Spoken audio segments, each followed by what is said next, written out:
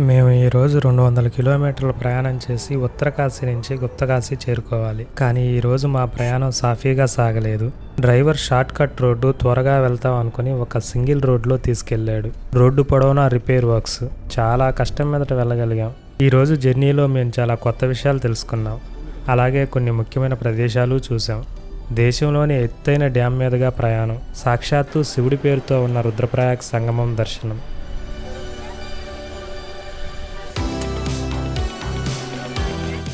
Hi, ఈరోజు day 5. మనం ఉత్తరకాశీ నుంచి గుప్తకాశీ వెళ్తున్నాము. టైం 7:30 అవుతుంది. మనకి ఇక్కడ కేదార్నాథ్ యాత్రకి వెళ్ళాలి అంటే మాత్రం మనం ఉత్తరకాశీ నుంచి గుప్తకాశీ చేరుకోవాలి. ఇది దగ్గర 7 to 8 అవర్స్ జర్నీ పడుతుంది.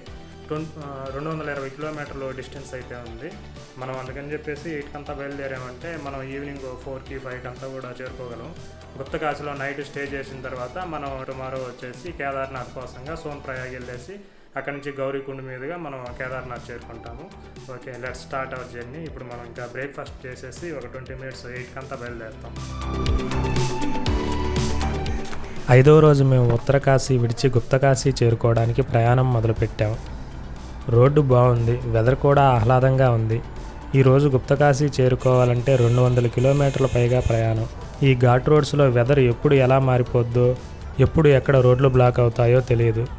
అందుకే కొంత టెన్షన్గానే ప్రయాణం మొదలుపెట్టాం.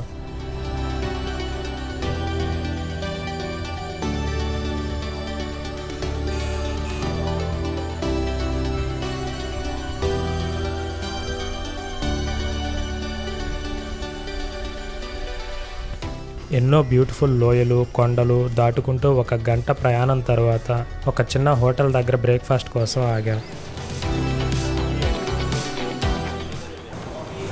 मिक्स पराठा कितना? మీకు ఆలు పరోటా नया मिक्स पराठा. నార్త్లో బ్రేక్ఫాస్ట్ ఫుడ్ అంటే పరాటాలే. మిక్స్ పరాటా, ఆలూ పరాటా. నిజానికి మన సైడ్ ఉండే పరాటాల కంటే ఇక్కడ పరాటాలు బాగున్నాయి. కర్రీ కూడా టేస్టీగా ఉంది. వీళ్ళు పరాటాలోకి రైతాన్ తింటారు. కదా. ఆలు పరోటాలు, ఆలులో కూడా మసాలా వేసేసారు. బాగుందా? పర్వాలేదా? బాగా తాగాలది. నాకైతే ఆలూ పరాటా బాగా నచ్చింది. హోటల్ బయట ఉన్న ఫ్రూట్స్ బండిని చూస్తే నాకు మన ఊర్లో చూస్తున్నట్లే ఉన్నాయి ఇక్కడ పరిస్థితులు కూడా. మనం దేశంలో ఇది ఒక చివర అనుకుంటాం, కానీ ఇండియా మొత్తంలో ఆచార వ్యవహారాలు ఒకేలా ఉంటాయని అర్థమైంది నాకు. ప్రాంతాలు కొత్తగా అనిపిస్తాయి కానీ పరిస్థితులు కాదు.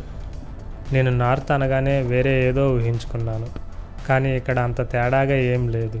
అంతా మామూలుగానే ఉంది.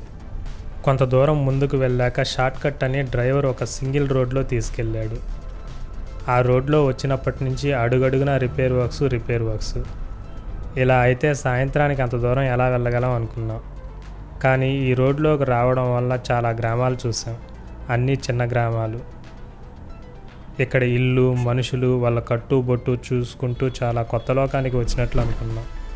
మామూలుగా మనం హిందీ సిరీస్, సినిమాల్లో మాత్రమే చూస్తాం ఈ గ్రామాలు, వాళ్ళ జీవన వ్యవహారాలు.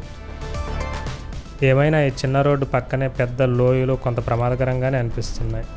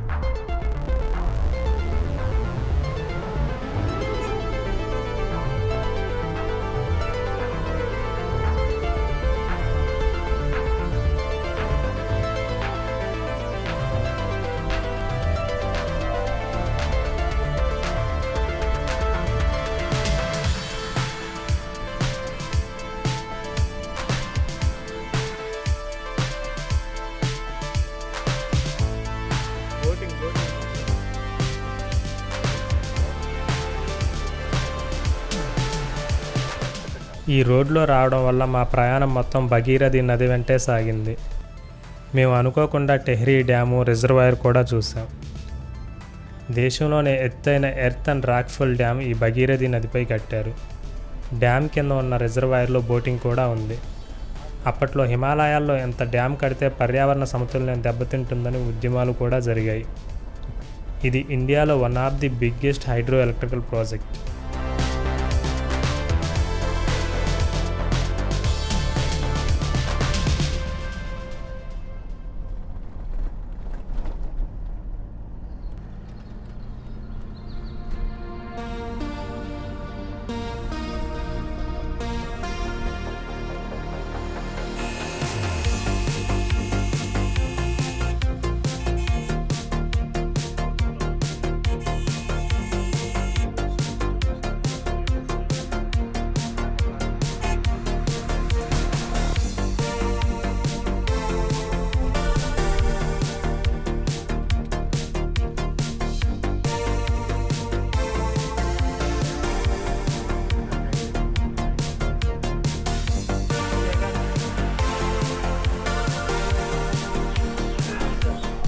మధ్యాహ్నం లంచ్ కోసం మంచి రెస్టారెంట్లో ఆగి రైస్ నాను ఆర్డర్ ఇచ్చాం.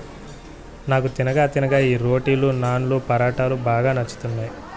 ఇక్కడ వీళ్ళు చేసే కర్రీస్లోకి రోటీస్ మాత్రమే బాగా టేస్టీగా అనిపిస్తున్నాయి. రైస్లోకి అంతగా అనిపించడం లేదు.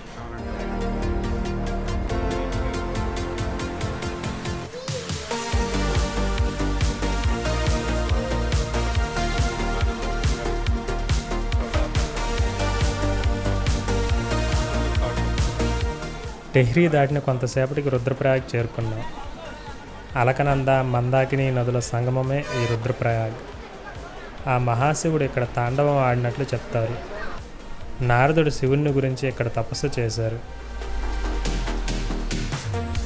కేదార్నాథ్, బద్రీనాథ్ క్షేత్రాలకు ఇది మధ్యలో ఉంటుంది.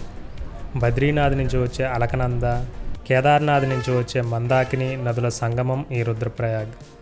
రెండూ కలిసి కిందకి వెళ్ళి దేవప్రయాగ్ వద్ద భగీరథితో కలిసి గంగానదిగా అవతరిస్తాయి. అంత ప్రాముఖ్యం ఉన్న నదులు ఇవి. గంగానది పుష్కరాల సమయంలో ఈ ప్రాంతం భక్తులతో పోటెత్తుతుంది. రోడ్డుపైన మంచి నిమ్మకాయ సోడా తీసుకొని ఈ రుద్రప్రయాగ్ గొప్పతనాన్ని తలుచుకుంటూ ప్రయాణం మొదలుపెట్టాం. చివరకు 9 గంటల ప్రయాణం తర్వాత గుప్తకాశీ చేరుకున్నాం. అందమైన లోయలు, పవిత్రమైన నదులు. గుప్తకాశీలో మాకు బుక్ చేసిన రిసార్ట్ కూడా బాగుంది. ముందు రోజు హోటల్ లాగే ఇది కూడా కొత్త హోటల్. రూమ్స్ నీట్గా ఉన్నాయి.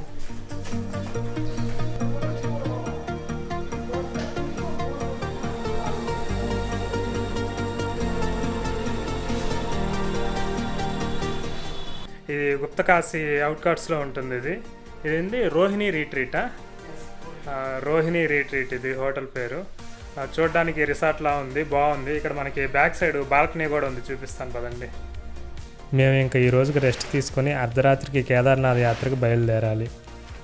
కేదార్నాథ్ ఆ మహాశివుడి దగ్గరకు మా ప్రయాణం ఎలా సాగిందో తెలుసుకోవాలంటే నెక్స్ట్ వీడియో కోసం ఛానల్ని సబ్స్క్రైబ్ చేసుకోండి. ఈ హిమాలయాల నడుమ ఆహ్లాదకరమైన చల్లని వెదర్లో మా ఈ ప్రయాణం చాలా అద్భుతంగా సాగింది. మీకు ఎలా అనిపించిందో చెప్పండి. చూస్తున్నారు కదా, మనకి గుప్తకాశీలో వచ్చినటువంటి రిసార్ట్ ఇది. వ్యూ అయితే సూపర్గా ఉంది. లైట్గా ఇప్పుడే డిజిలింగ్ రైన్ అంటాం కదా, లైట్గా వర్షం పడుతుంది.